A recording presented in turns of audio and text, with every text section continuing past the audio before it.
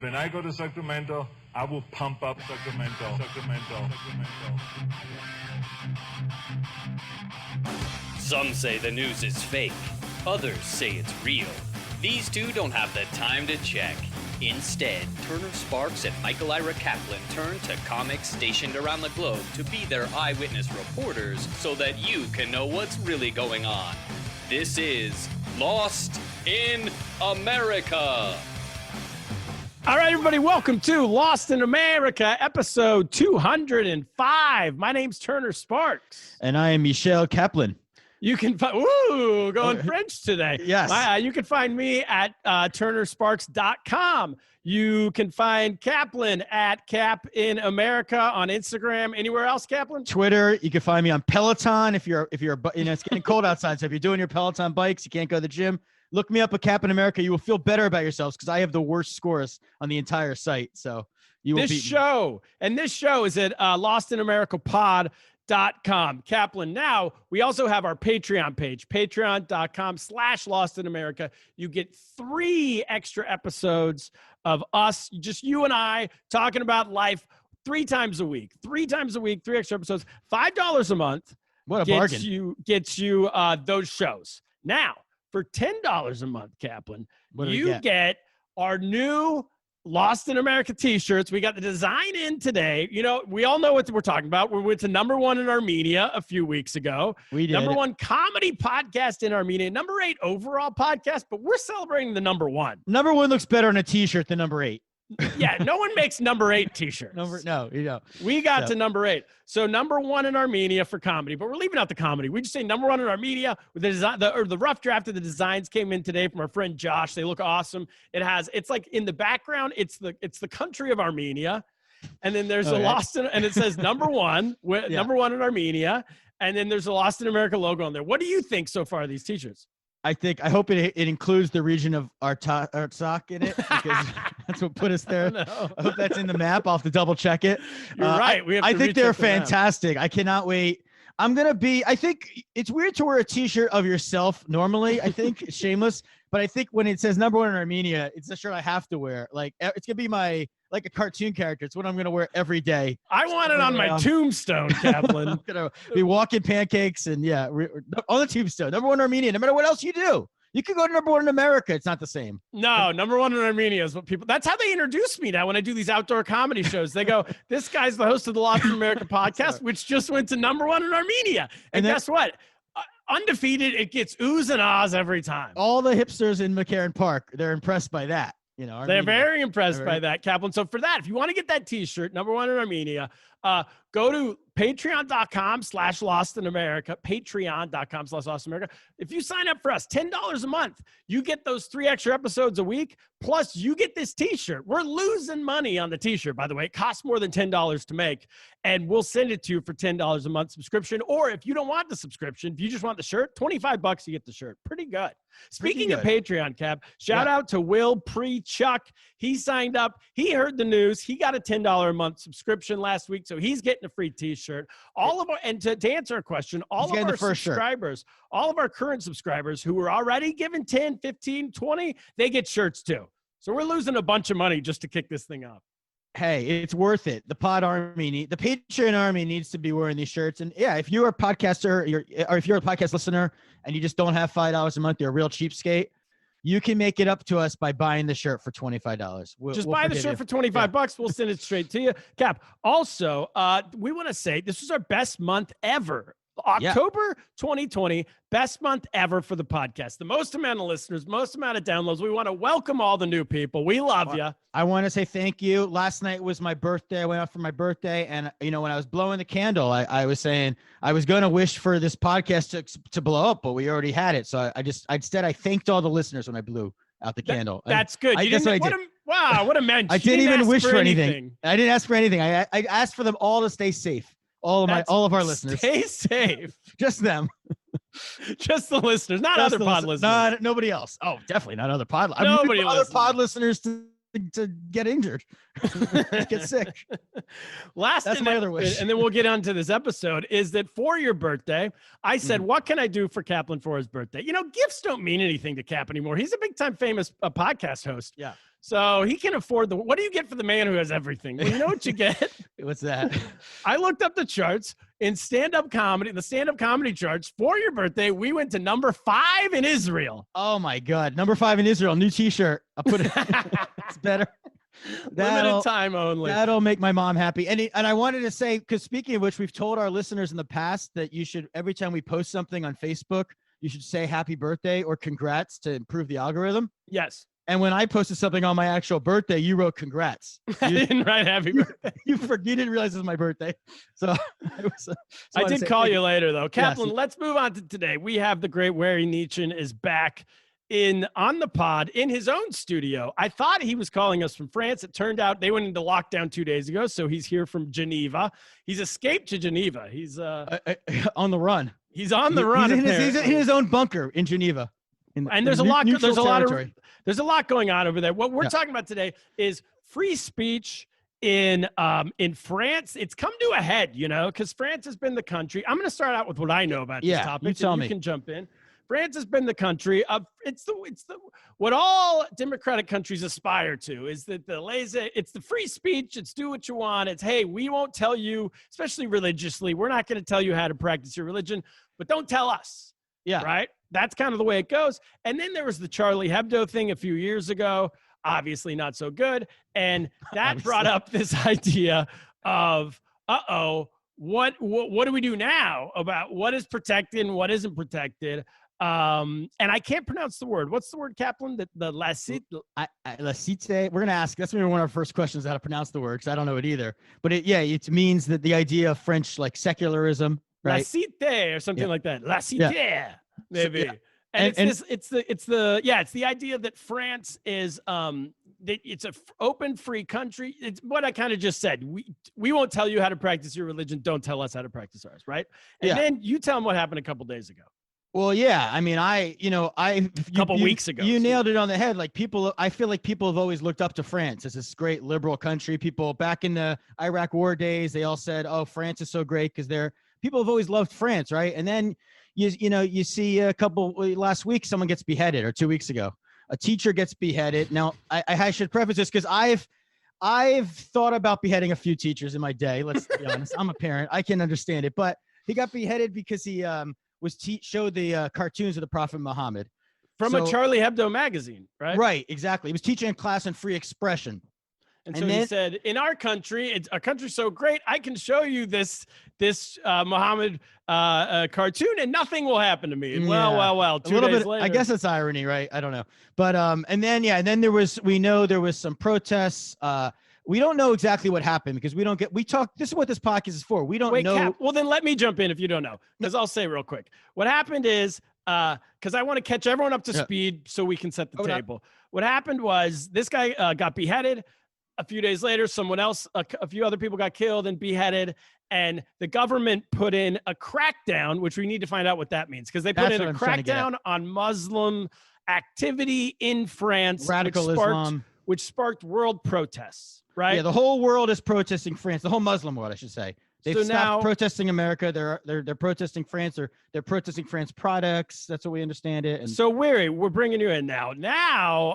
Welcome to the show. Hi, what an introduction. You are. I also want to introduce you. You're a fantastic comedian. He's a recurring guest. He's been on our show. You've been on before. I met you in New York City when you were out here doing comedy for a while. You tour around the world. You're touring Europe when you're allowed to, when there's no lockdown going on. And I want everyone to check you out at warynichen.com, Nichen, WaryNichen.com. You have videos up there. Some are free. Some people can contribute money and pay to see you do your stand-up comedy. Welcome to the show. What did we get right in that brief history of France? So first of all, the word you were looking for is laïcité. Laïcité. I'm writing it down. Laïcité. I mean, it's pretty much this is what happened. I mean, it's everyone is shocked, to be honest, in France to see what happened to to the teacher, and also obviously like the whole country was shocked after Charlie Hebdo. I don't know what happened recently. There was another guy who tried to go to their where they used to do the print The magazine? the magazine. Sorry, and obviously they moved since what happened, and he tried to. Go inside. We don't know what happened, and then he ended up stabbing. Two people that were just in front of the building smoking cigarettes, thinking that they would be part of the team, and which they were not, obviously. And I think also this is what made the teacher talk about the drawings, saying that this is freedom of speech, which means people can be offended, but France has this idea of like even if you don't even if you think that this is offensive, you should have the right to talk about any subject you want. And then there was something very strange that happened around this incident, where like there was a parent that heard about this, and he went to the school to complain, and then he made a video about the teacher, giving up his name and like address. And this is what this is what they're trying to investigate, to see if this was the connection, or this is what made this guy go and wait for him outside, and then kill him. So it's just and as we're trying to process this, which is like huge, and something else happened in Nice, where a guy went to the church and also killed 3 people. And I think there are two things, and this is what's happening in France, and the boycotting of French product is, I think, something else, where it started also with the Turkish president talking to Macron and asking like his people to boycott French products, and then like the Middle East also started to do this. So it's just a big mess, and honestly, it's not easy to understand what's going on. And now, there is this fear also in France, because as a Muslim in France, you feel that you're trapped between 2 entities. You have extremists in one hand that try to, for I don't know why, like trying to protect the religion as if they were in charge of protecting the religion. And on the other hand, you have also some politicians, or sometimes media people, that also use Islam as talking about Islam all the day, all day long, because it's a kind of a buzz, so it's interesting for their audiences, and you just get trapped between these 2 extremism, to be honest. So, yeah. Sorry, go ahead. No. So this is kind of the situation now, but I think it's just no one just sat down and said, look, let's try to process what's happening. Let's try to understand what's going on and try what could be the best solution. It's just situation after like crazy stuff after crazy, like even politicians started to say crazy things, like mixing everything, like if you are a Muslim, you have to not do this, not do that, otherwise it could be associated to extremism. So there is a big misunderstanding of what is religion, what is freedom, what is laicite, like what exactly it means, and how to draw the line between what is allowed, what is not allowed, what is freedom, what is getting into other space. Well, what does that's brings up a good question, because I'm sure we did a terrible job explaining it. What is laïcité?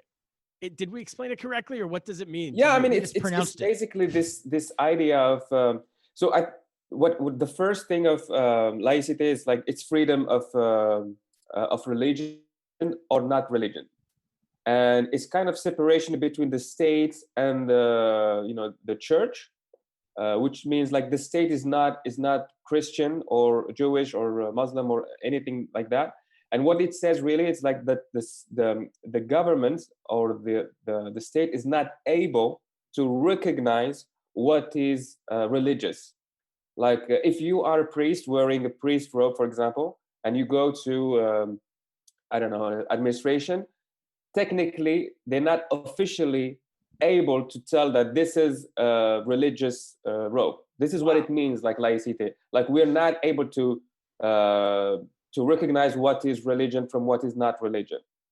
But it's somehow turned into, we want you to dress in a way where we can't tell if you are Jewish, if you are Muslim, or if you are Christian, which is a different thing, you know? Yeah. Which is what they banned the hijab in some experience.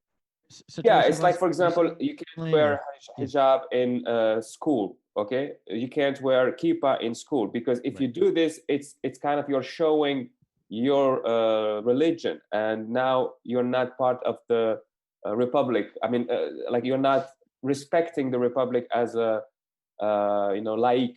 So because you are clearly saying, I am part of this community, and I am kind of showing off that I am Muslim or I am Jewish. Yeah, what is an Orthodox Jewish person what do they do in Paris if they can't wear a kippah, yarmulke in school? I mean, in like in schools or in like what is considered as public place. You know, like if you work in administration, you can't wear your kippah. For example, if you are like a governor, or if you are like deputy, or you can't wear something that people would recognize as this is part of this community, right? I see. Yeah. So you're saying that's kind of a new interpretation, though. That wasn't always considered the law as far as. So when you see the law, and the law was very clear, like at the time when it was written, it was very, and it gave this example of like the priest that I gave. Like the law says, for example, if a priest has a priest robe, as an agent of the government, I'm not officially able to say that this. It's like I'm blind. I can't see it. For me, it's just and now they want you to help that person out. Yeah. So, but the thing is, like, this is why I say it's difficult to draw the line, because you can say, okay, I don't want to see any hijab, kippah, or cross. So, okay, you say, okay, I would do this. But then, when you are wearing, if you have a beard, for example, you have to say, this is not a religious beard. It's just a hipster beard. You know? So it becomes very difficult to define. Right. So what is your... Right, those payas for the Jews. It's no, that's a hipster look now. It's cool. Yeah, exactly. Hipster you can curls. say, this is just my hairstyle. I want to do it. It's so difficult. This is why the law was made, by the way, because it was so difficult to distinguish what would be a religious, like a scarf that you're wearing on your head, or it's just a do-rag or whatever, you know? What about like rappers who wear Jesus crosses? Exactly. Exactly. This is the thing. It's like, how can you define that this is just a look, or I want to be like 50 Cent or something, or if it's religious? So that's why it's difficult. And then it became even more complex, because they said, okay, in schools, hijab, kippah, and cross is banned. Okay, banned. So you can't go to. You basically don't go to a public school if you're a religious person. Then yes, you can't go. You can't go to So they said okay, but then it started to get even further, because they said, oh, we have a problem because some mothers that wear hijab are coming to the school to pick up their kids. Oh boy! And like when you are near the school, we don't want to see this also. So it's also, let's make a law to ban hijab from, or religious signs near the school, because it's a public institution. And if we see them, it means that they're clearly, showing that they are part of this religion. So they said, so they start to talk about this new, we have to extend the law to include also not only the school itself, but what's surrounding the school. Like a dress code for the people picking, like a kids, if they have a uniform in the school, the parents don't have the same uniform in America when we pick this kids up. Yeah. That's And seems this is like why how it gets always tricky, because it will never end, because then It'll it never will be, end. yeah, and then it I will mean- be But before why getting can't to, it just go back to this idea that the state is blind to it? Like if you're this happens a lot at like airports in the United States. I know that's not, I don't know if airports might be controlled by the state, but the airlines are not. But like a priest will be in line and they'll go, "Oh, Father, go ahead. You go ahead." You know? So that's a simple example of like, well, if it's a state activity they don't recognize, they don't let him skip the line because of who he is. I'm not saying that happens all the time, but I've seen it happen, is what I'm saying. yeah. But when did that transformation take place? It's Because I know the law most of is the time, most of a the couple time, hundred years old, right? The law yeah, has been it's around. like founding the Republic, right? 1905 or 1901. I don't know. 19. Never mind. Oh, okay. Yeah. Never mind. 1905. Well, I think 1905.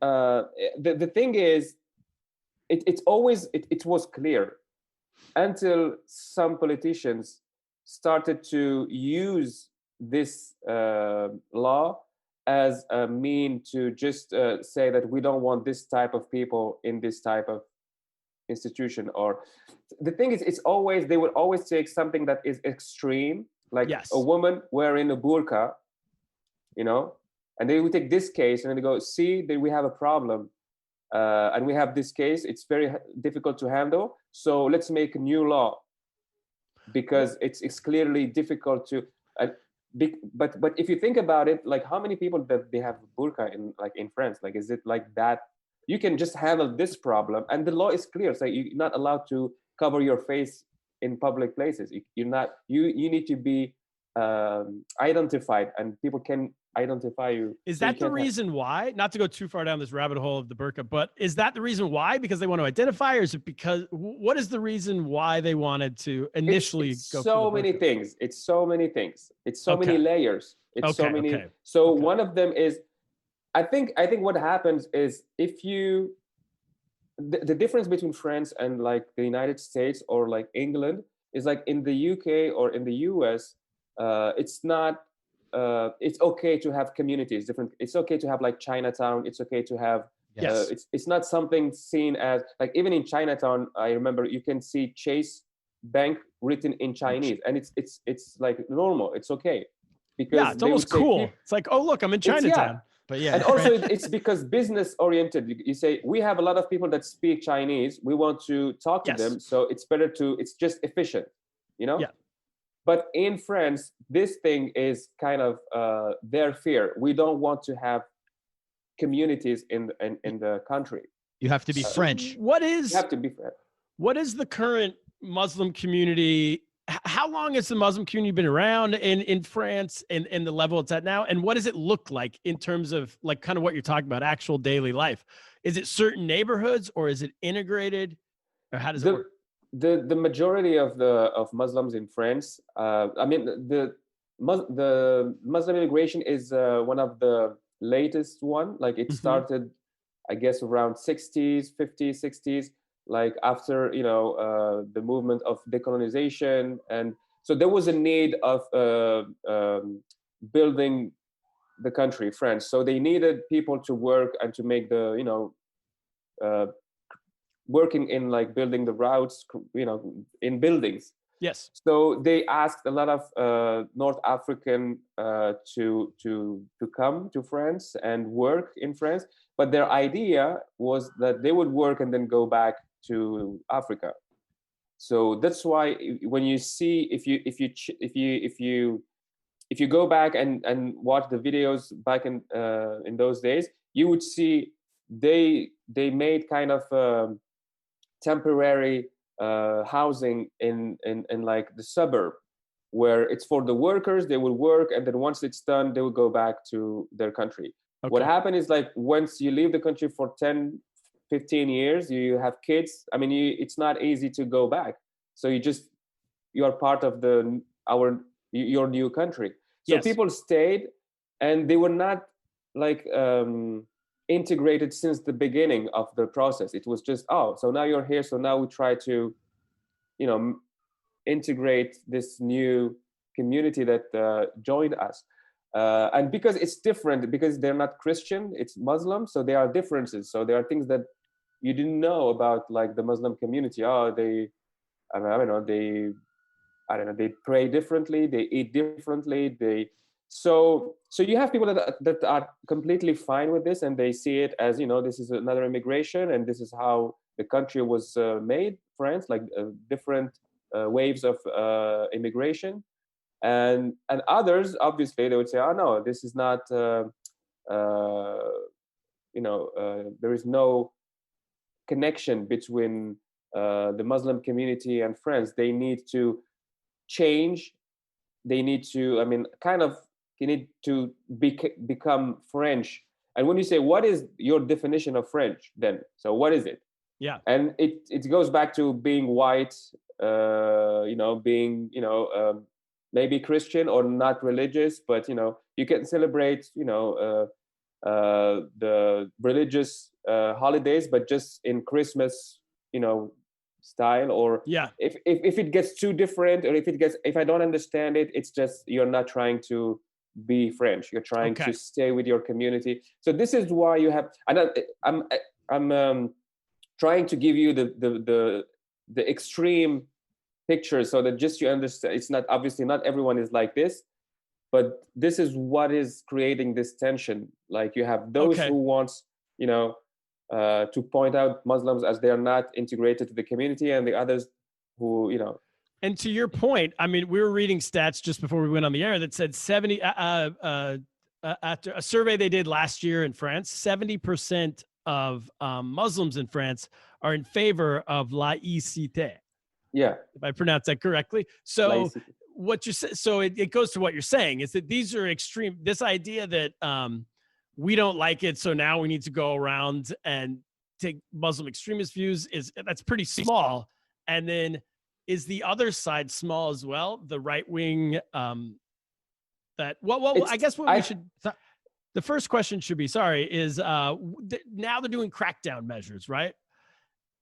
Against Muslim groups within France, maybe NGOs, but that's kind of all we're getting is the headlines out here. That right. That what Macron, does the crackdown mean? Basically, exactly. Yeah. What does the crackdown mean? I think what happens is, because the people were in shock. So this is what happens when you are, like, I think when you are in charge. So you want to show your people that and your country that you are doing something. Mm-hmm. So what they're trying to do is, look, we are trying to do something, and so we would do this. So we will ban this. And for me, honestly, if this groups or association or NGOs needed to be banned, why would you wait until now to do it? Like, why? Like, if you had information and it needed to be banned, you should have done it before. Maybe it's politically advantageous. Now it's easier politically to do. It's just this thing that, oh, look, this is what we are doing. So we are taking actions, because what happened is, like, the last few years, every time something terrible happened, they would come on TV and say, we would be tough, we would do this, we would do that, but nothing was done. But this time, it was a huge shock. So they said, you know what, we will actually do things, and we will show you that we are doing things. And this is why also they're trying to, because they said we have a number of people that are extremists, mm-hmm. according to our, how do you call intelligence. Yeah, our intelligence. Yeah. They are extremists, but they are in and they are and they don't have papers. Like, they don't have any, like, they're not legal citizens. They don't have documentation. Yeah. So technically they should be taken back to their countries, but it's so complex to do this, because you have to go through a judge and blah blah blah. So now they're trying also to make it faster. So that's why they're going to, they went to Tunisia, they went to Morocco, Algeria next week, and they try to, just those who are under the radar, they would just try to send them back there. And here again, also, it's the question is, why would you not do it before? It's just right. Like, after Charlie Hebdo, did anything happen? Or Like we took. After You're saying they just didn't really do anything about it. These issues are. no, I mean what they would do is like they would they increased surveillance. They increased they would protect like schools or synagogues, even mosques, because you have also the other, like every religious place would be a target, either by white supremacists or by religious extremists. Like it's always so they started to put people like from police and the military to just protect those areas. So they did something, but obviously it was not enough. And this time the events that happened last week and like 2 weeks ago was so shocking that this is why they're trying to just show people that we are doing stuff. Doing And just to something, clarify yeah. one thing, because I think I said it incorrectly in the intro, but it wasn't a parent who actually did the beheading, right? It was No. It was No. like somebody organized. It was someone came in from a foreign country, right? It was but it was like it an was organized something. thing. He was a young guy coming from a Chechnya foreign or something? country. But what they're trying to see is, was he influenced by the video made by the guy? Right. The And dad because the made guy gave the name of the teacher, because otherwise he couldn't have the name because there is no link apparently between this young man and the teacher. So they are trying to understand, how did he get his name? How did he get the address of the school? Yeah. And also, this is another element that also is under like huge discussion now. It's like the role of social media, like Twitter, Facebook, Instagram, and the fact that they don't, there is no surveillance of what's said, what is Yes. done, So what? Well, I guess here's a question. I have a lot of questions, so I'm trying to figure out which one's best to go with. But has this? I guess if they're taking the side of the Muslim extremists, their goal is to stop people from drawing this image. Is that correct? The image of Muhammad. I think first of all, so just to understand, I mean, what is it about this drawing? Like, why is it so complex to understand? In Islam, it's forbidden to like draw or represent the Prophet. Sure. It's something. It's like blasphemy, so you can't do it. But this is if you are part of the religion. Like, this is if you believe in religion. Sure. If you're not, I mean, it's if you want to do it, you go ahead and do it. And what is even more interesting to say about this is, like, those who are saying, we are trying to protect the Prophet by doing this. Mm-hmm. We don't want people to attack the Prophet or insult him. In the like, when you learn religion in the time of Prophet, he was insulted, like at his time, like he was insulted by other people. He had to leave his the city of Mecca and move to another city because people were mean to him, and like he was not just drawings. We're talking like physical attempt and he never took revenge, and he could have done this because at some point he was powerful enough to like just kill anybody he wanted to like if he wanted to take revenge.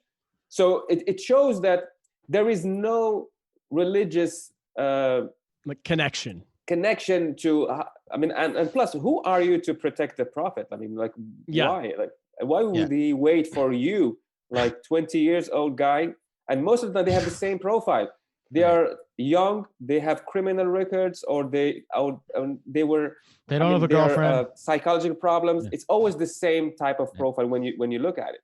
So there is this thing. So even if you are offended, and you can say, I'm offended to see, because some drawings are also racist. Because there is one of the drawings where you can see like the Prophet and having a bomb, and it's very disrespectful, and it could be like race. And you can go to the court, you can like complain, you can try to find legal ways to say I don't like it, but you can never go and be aggressive and like kill some. It's crazy. Yeah, it's crazy. These are it's insane. As a comedian, do you? I don't know. I would assume you probably maybe don't talk. I don't know if you talk about religion in your act at all, but do you worry at all traveling around talking about this stuff? I mean, I talk about religion. I obviously I don't like. I'm not. You have this type of comedian that like shocking the audience. Yeah. I don't. I'm not this type. I understand this. Sometimes I enjoy people like that have acts that are shocking and provocative. Like it's not. I'm not. No, it's not my style. Like you have to be very. It should be your persona natural, on stage. You can't just start doing it. It should be genuine too. Yeah. Also, and you have also for me, you have to know what you're talking about. You can't just be shocking just to be shocking. Oh, in America, you don't have to know what you're talking about. I don't think. And this is for me very tricky, because if you start, saying things. I agree with you, by the way. It's and I see not even in religion. Like I see it sometimes. Remember, I think being racist on stage used to be because you were trying to make an exaggeration of what a racist would say. Yes. You would go, blah blah blah, and this he said like you are trying to exaggerate something. But I feel like now people are just saying these things and thinking, oh, I'm edgy. No, man, it's not you're edgy. We call it the Louis C.K. shift. He's now like a champion of the right wing comedy world. It's just I mean, or you can say that he didn't change at all and society changed around him. Whatever way you want to say it, I don't know. So what are do you know what the exact? This seems tough because as you're saying, Muslims would not want to draw, like you can't draw. It's blasphemy to draw an image of the prophet, but in French law, blasphemy is protected. Yeah, exactly. So there's a conundrum. So what's the solution? Do you know what for me, if you want to draw, you go ahead and do it. There is no, I mean, it's not. I mean, if you start applying a law that is connected to one community to the whole country, it becomes very difficult, because then how what's the limit? You can say, oh, for me it's blasphemy to do this and that. So you go, I mean, it's complicated. So for me, the law is just, is it legal to do it in France? Yes, it's legal. You can, if you want to draw anyone you want. I mean, they draw God. I mean, it's crazy. Yeah. Like they do. I saw Charlie Hebdo, just to talk about this. I saw drawings of Jesus that I was shocked, because for us also he's a prophet. Yeah. So I saw things that are very shocking. Did he not have a six-pack in the drawing? Because it was something very, very, I mean, I don't know, disrespectful. Like there was like a penis in his head, and it's something just Jim. Yeah. So like, why would you do something like that? But then again, this is your right. You want to do it, just go ahead and do it. For me, my reaction is I would not buy your magazine. This is the thing. Vote with your wallet. So it's weird that it's weird that blasphemy, you can have blasphemy being protected, but you don't actually protect the religion, like the religious ability to have like wear, like there should be some sort of, if you can wear a kippah or a hijab, I feel like there should be some movement toward, like, is there not an argument that we should be allowed to do this if you're allowed to make fun of our religion? Is that sort of? I mean, technically, you are. I think for me, it's also a misunderstanding of what is religion, because if you are not religious, and you could say, for example, oh, like this is another rule that this is another argument that you hear a lot in France. They would say, so if you have a kippah or if you have a hijab, why don't you just do it in the private, like when you're home, So, and once you go outside in public space, you have to just take off this and like be like neutral. But this is a misunderstanding of the religion, because if you are religious all the time. If you have to wear a kippah, You can't just decide, I will wear it just when I'm at home. And this is where there is the misunderstanding. They would go, oh, because for me, you know, when I play jazz, I just play jazz at home. So it's personal. So the religion should be like this. So it's personal.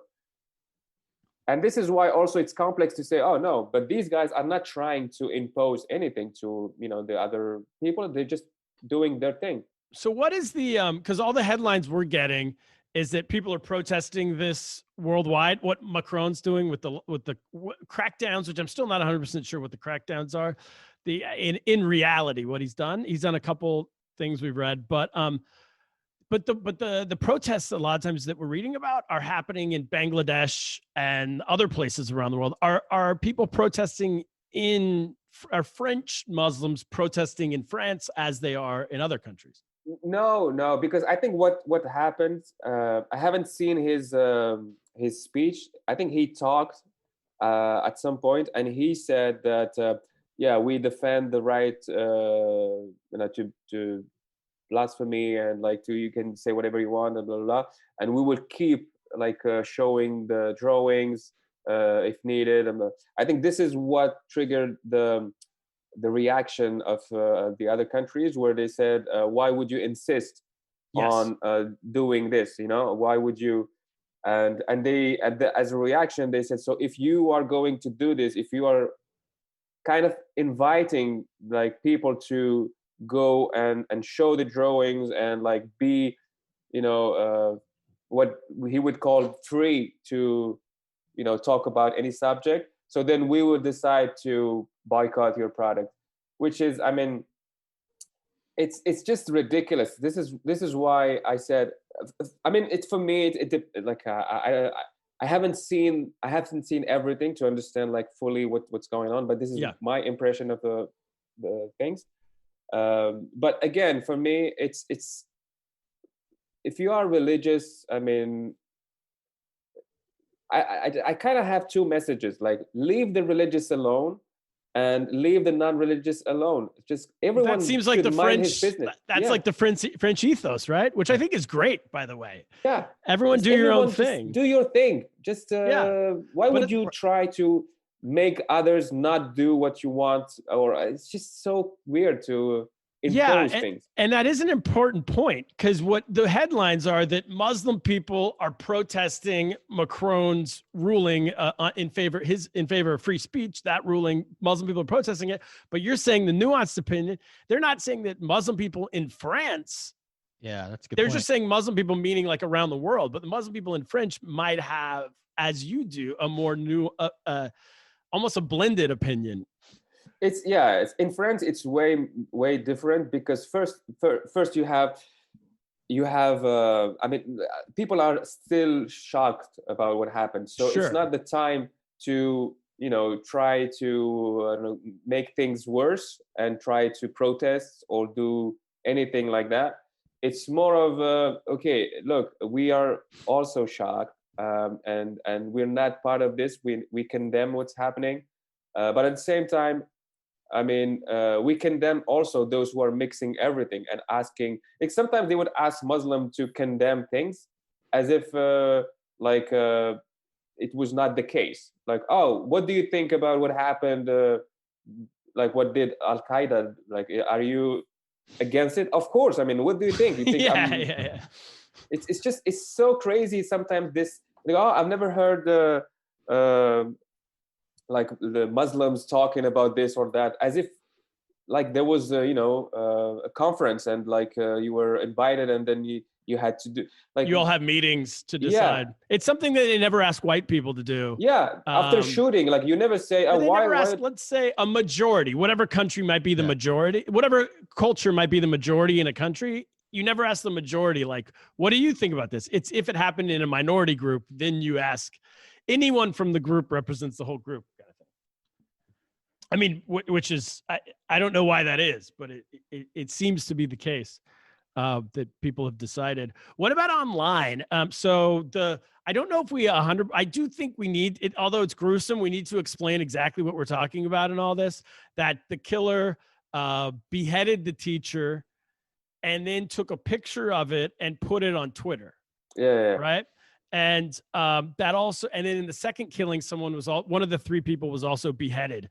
And you touched on this earlier, the social media aspect. I'm really curious, this laïcité law, and also what lengths France goes to protect free speech fascinates me, because in America recently, they just, all the social media companies have decided to start not banning, but censoring Political things. QAnon, political conspiracy theories from social media, so people don't read it right before the election and then learn something that isn't actually true. Are they doing the same things in France? But this is what they're trying to do. So they have a platform in France that is normally here to do some kind of censorship of like things that are forbidden. For example, like images like this one. This should be, not. It should not be online. Yeah, it should not be online. So because the thing also is, after these images, like the image was posted, there was people that were sending alerts that this image should not be online, and it took so long before they took it out of Twitter. Yeah. So this is also what was discussed, because how come it takes that long to stop something like this? Why sometimes when you see a naked woman, it takes like 2 seconds and then bam, it's not there. So it's just it's a great, sometimes they have this French response. Why can't we see our naked women? Come on. No, the reaction was not. And they have this platform, and I think they have, I don't know how many people work there, but they are supposed to follow up with the alerts and then take off and stop images, like shocking images. So, and also now they're trying to make the social media companies responsible of what they are doing, because those companies, they also use this card of, we can't moderate and we can't censorship the freedom of speech. So anyone can do whatever he wants and blah, blah, blah. So it's not our responsibility. So now they're trying to change the law in a way where it is your responsibility what's happening on your platform. So you can't just say, we can just make everything online and then. Well, so the argument in America is that they're censoring. Once you let the social media companies do the censoring, then all of a sudden the social media company gets to censor what they want to, but not what they don't, what they don't like, but not what they do like. Yeah, right? yeah. So is that the same issue as France? Concerned about that? It's the same issue, because it's tough to. But the thing is, for me, it's more of because I think what happened with the social media companies is they had only the advantages of freedom of speech, which means we can make money collecting data, putting online whatever we want, but then we will not spend any of this money to moderate or to try to see how we can improve our algorithms. And so this is the thing, is like you're not spending the money to make your platform like a safe place for everybody. So if someone is shooting or if someone is doing terrible things, you should have a system in place that at least tries to stop this as soon as possible, and not just play this, we're not here to censor people. You see what I mean? It's just saying, because you're making so much profit from it, you should invest in something at least and try to prove that it's not biased. And the idea is not to make you decide of what should be online or not, but at least there are things that we all agree on, like saying this picture. Yes. I mean, we start like this. We start with this, like the most clear stuff, and then we would see. It's just. I mean, I don't know if you followed the Zuckerberg when he went to the Senate and he was like trying to explain. Yeah, he said it was a town square. He said Facebook is a town square. You can't limit what people say in a town square. This is crazy. They should.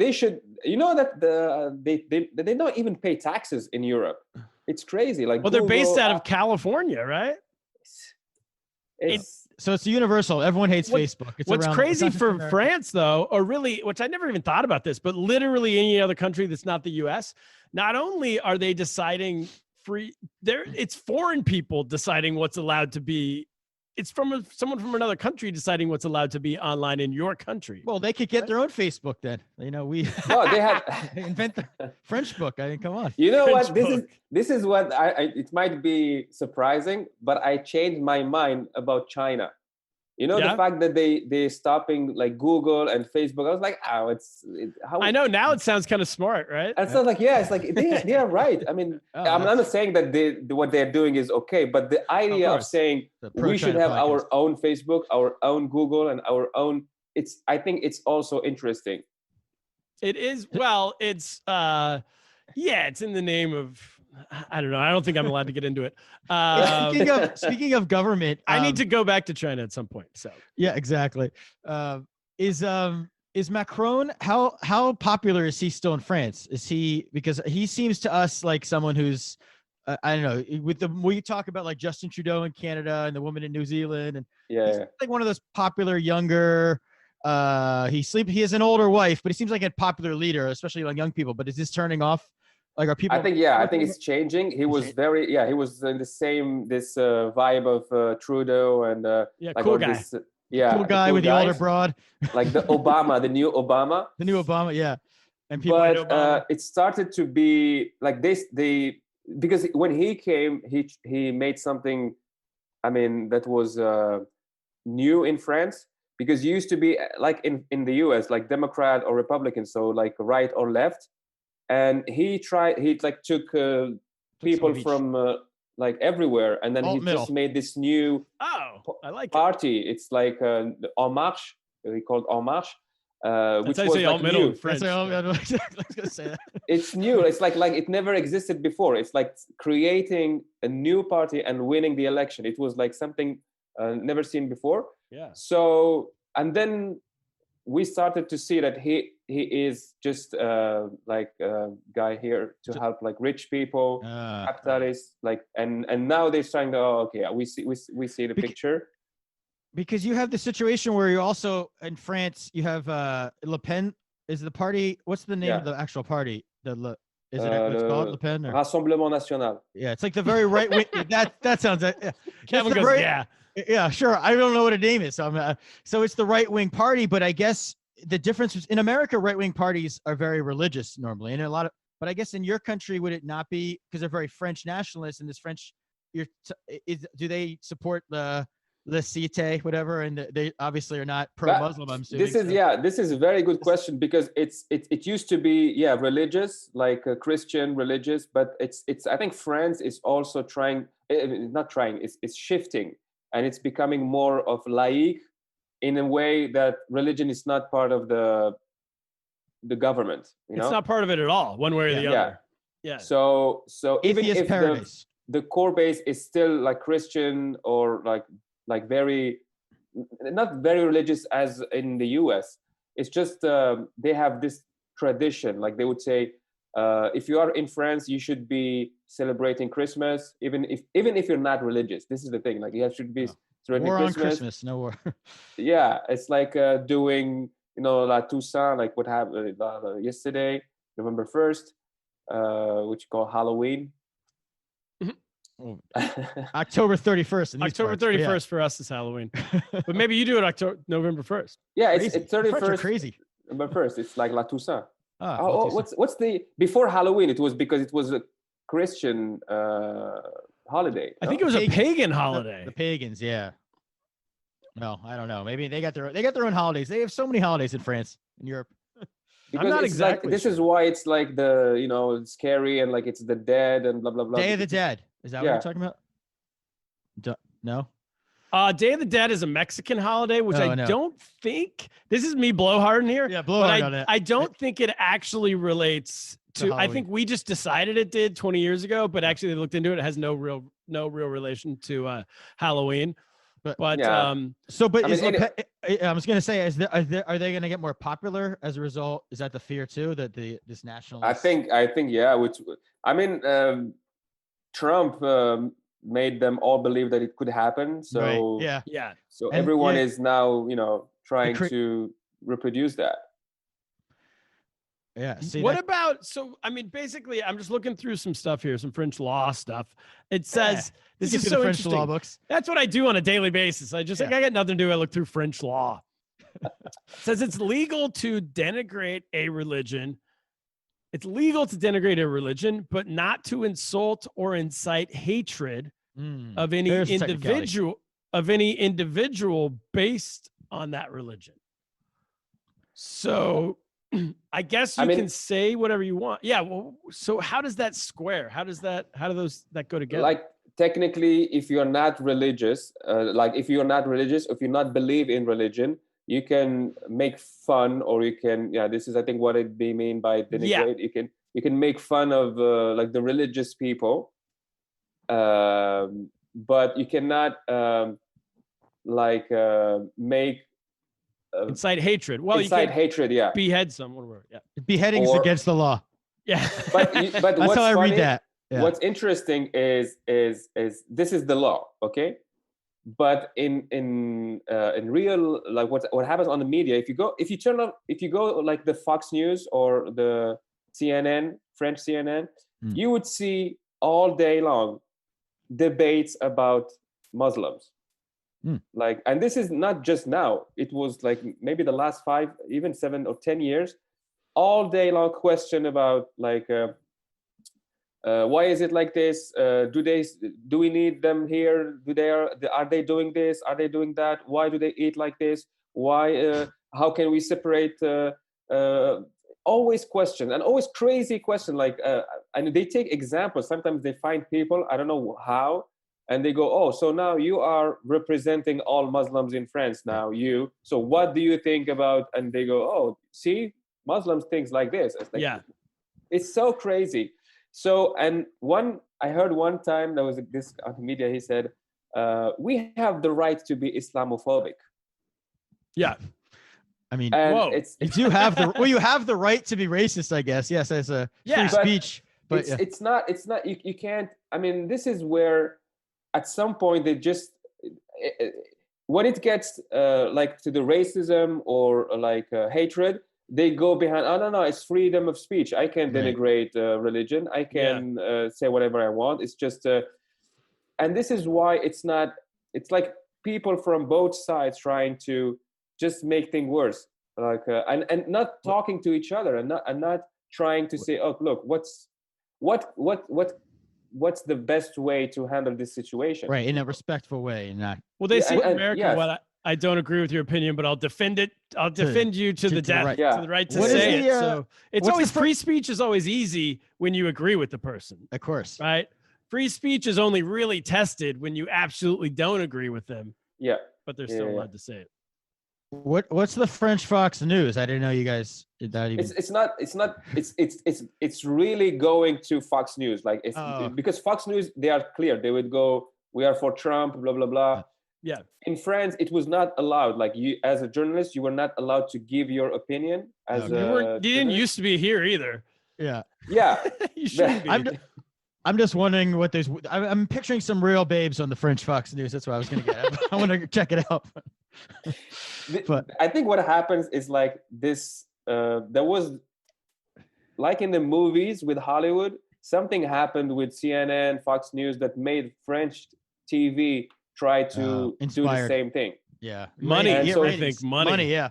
Money. Exactly. Money. Yeah. And also when you shock people would watch you and then will, share these videos online and blah, blah, blah. So some people understood this. And that's why now it's like talking about Islam and Muslims. And there is one guy, he was condemned 3 times for hatred and incitation to hatred.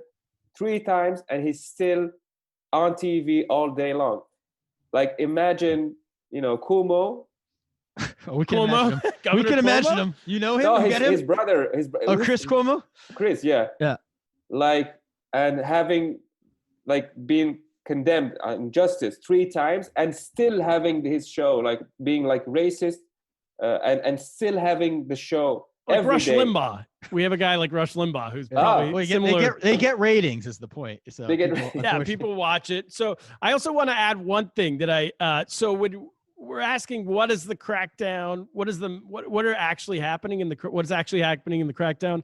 You might know this. I don't know if you do, but Baraka City Yeah. is a humanitarian, a pro-Muslim,